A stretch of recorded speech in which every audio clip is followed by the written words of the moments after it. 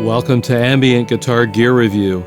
On this video, we're going to be discussing the new Boss RV-500 Reverb. So let's get to work. The RV-500 is a very powerful and flexible pedal. What I'd like to do now is spend just a couple of minutes going through some of the control options. On the back panel, which you can't really see, are the usual stereo inputs and outputs. There's also an expression jack that can also be connected to an external control switch. There's also MIDI in and MIDI out, and a USB port for connecting this pedal to the computer. On the top, we have a set of well-organized controls. On the left, we have our reverb mode knob, which is pretty cool, and I won't read all through them, but this allows you to quickly select the reverb mode that you want to set up in your patch, whether it might be Hall, Spring, Shimmer, SFX, Reverse, whatever it is. You've got a lot of options there. Along the top of the right-hand side of the panel, we've got three knobs. One is called time value. Sorry, I had to look there.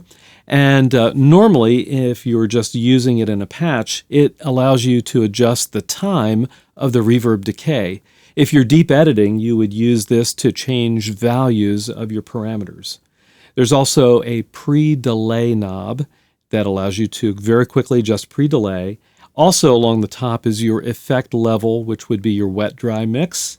And then below that, we've got two knobs for low and high to allow you to control the tone of your reverb.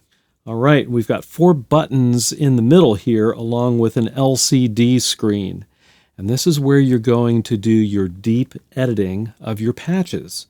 So I've got a patch pulled up here. It's called Swell a Note. Here's what it sounds like.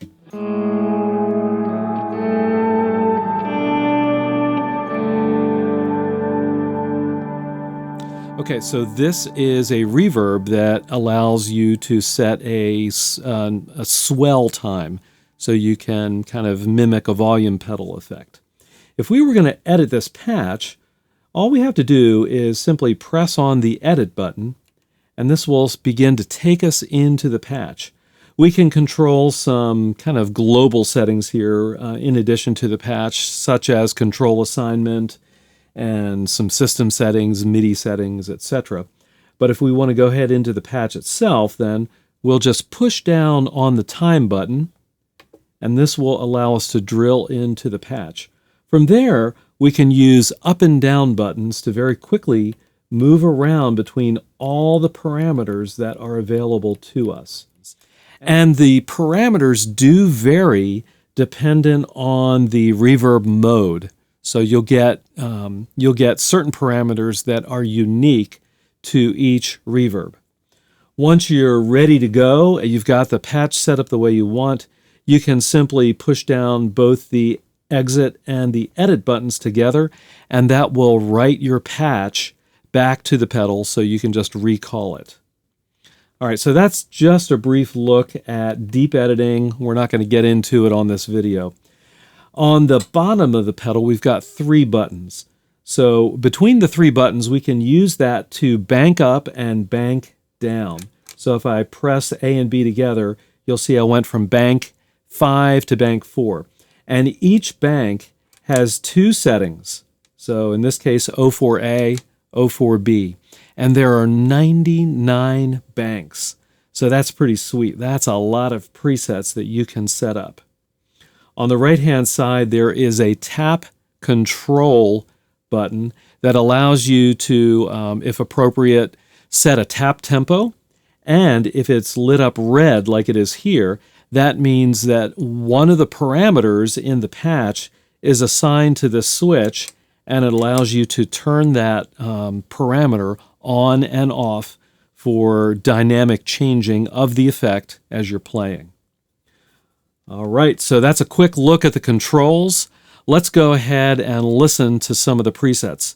What I'm going to do is just kind of scan up and down through some of the banks, and I'll play you just a few representative samples of what this great pedal sounds like.